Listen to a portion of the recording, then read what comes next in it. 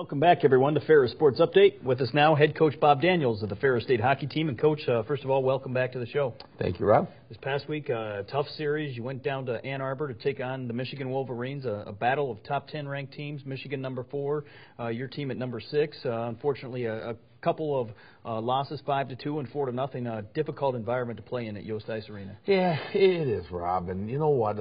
Just to take the two games as their own entity, if you will. And I'll just, the Thursday night game, well, that was a tough one. And I think what really had happened is, we really didn't play very well at all. I didn't think. Even though it was 4-2, they scored an empty net goal. The game really wasn't that close. And I really felt we came out flat. And you'd wonder, how could that be? And the problem, I think, is a little bit of hangover from the weekend before where we played an extremely emotional series against Miami of Ohio. And it was very physical. And the fact that now we turned around, we had a quick turnaround with a Thursday night game. And we never got our feet underneath us all week in practice either, just because of the quick turnaround. The series was so physical against Miami, we gave them the Monday off. So now it was a Tuesday, Wednesday, boom, play Thursday. And we didn't play well. We didn't come out well. We didn't come out with a lot of energy, and consequently we got beat. And even though it was 5-2, and that doesn't sound close, it wasn't even that close. I just didn't think for the first time all year, I felt like we went out and laid an egg, if you will.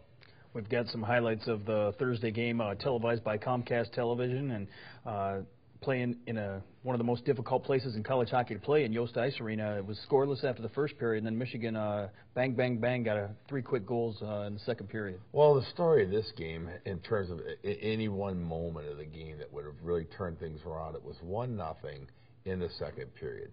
And we get a delayed penalty on one of our freshmen, Jason Bankley. And at that point, and it's a change in the rules in college hockey, but they, during that time period when there's the delayed call goalie, they pull their goalie, put an extra attacker on the ice, they score a goal. Now it's 2-0, and they still get the power play. Years ago, they wouldn't have gotten the power play if they scored. And then they scored in the ensuing power play. So within a 45, 50-second span, we fall from 1-0 down to 3-0. And that was disappointing, and really that was the game. And now, like I said, we hadn't played well leading up to it. And yeah, that's a very tough environment. But I'll say this: if anything, the crowd wasn't all that great that night. It was a nice crowd in terms of numbers, but they sat in their hands. That was a night where I thought we could have gone in and snuck one out of there. On Friday night's second game, you come out, Michigan again gets 3 goals in the second period, and that ends up being really the difference in the game. Yeah, it was, and totally different game though. And you look at the score and you say, "Wow, we really struck." We played great that night. The game was an even game in terms of chances and quality scoring opportunities. We did hit a number of goal posts. When I mean a number, in excess of 5 or more, and we generated plenty of opportunities. We had. Defensively we weren't that weak. I just felt like that was an even game in which sometimes the puck doesn't bounce your way. But I could definitely live with the effort and the way we played much better on Friday than I could have our game on Thursday. A few more penalties called in the Friday game. Neither team able to capitalize on the power plays. You guys were 0 of 7, Michigan 0 of 4. How did that impact the game? I don't know. I know that I believe it's the first game of the year that we haven't scored a power play goal, and our power play's been really humming well. Our 2 goals we did score on Friday on Thursday were on the power play. So, for us, when we don't score in the power play right now, that really hurts. We've been really clicking along quite well in the power play. Penalty killing, we've been great all year on. We did give up 2 power play goals in the weekend, but we've only given up 3 all year.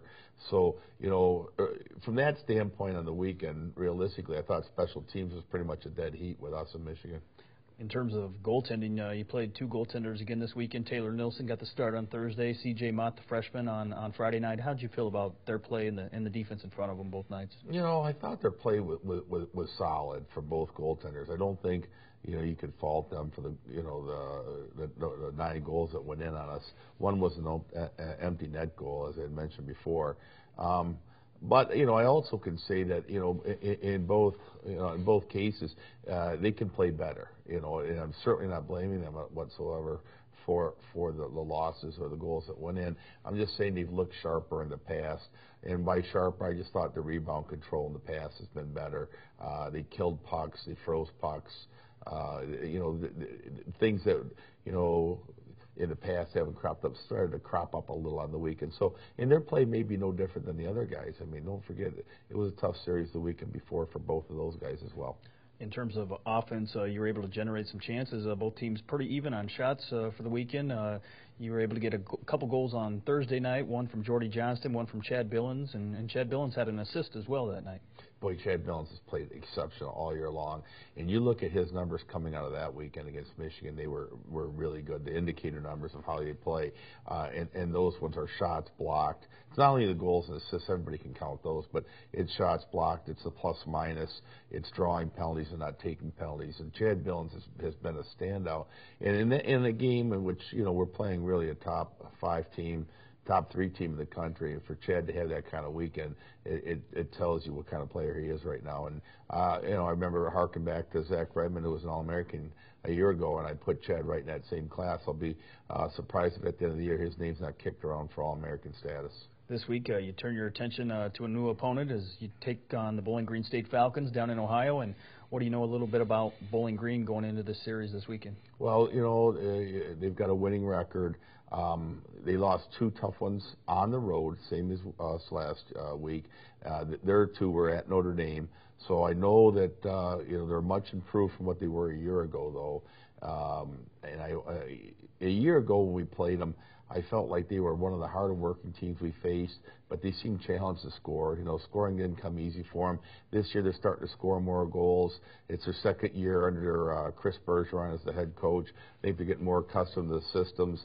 The previous year kind of came in late. If I remember right, it was like in August of that year that he came in and got the head coaching job. So this has given him a full year now to work with that team, and I think you're starting to see the results of his efforts. You're off to a 6-2 start, one of the best starts in Ferris State history, but facing a difficult schedule right now as you look at the CCHA. You start off in CCHA play in Miami, then play in Michigan, a couple top 5 teams in the country, and then you've got a long road stretch here where you play Bowling Green. You've got Alaska in a couple weeks, in between an improved Lake Superior State team at home. Boy, when you say improved, you mean improved too with Lake Superior State. They're leading the league right now in the CCHA, and they are really playing well. So we're going to go play 2 tough games at Bowling Green, come back for really what could be a great series with Lake Superior, and then, as you had said, we'll travel up to Fairbanks to play Alaska. And Alaska has been a very difficult team to beat the last 5 years or so, and they're doubly tough to beat at their rink. So, we'll finally get a break after those 6 games, and by that point, we're going to need one.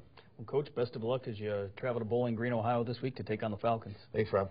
When we come back, we'll talk Ferris State men's basketball with head coach Bill Saul. Stay with us on Ferris Sports Update.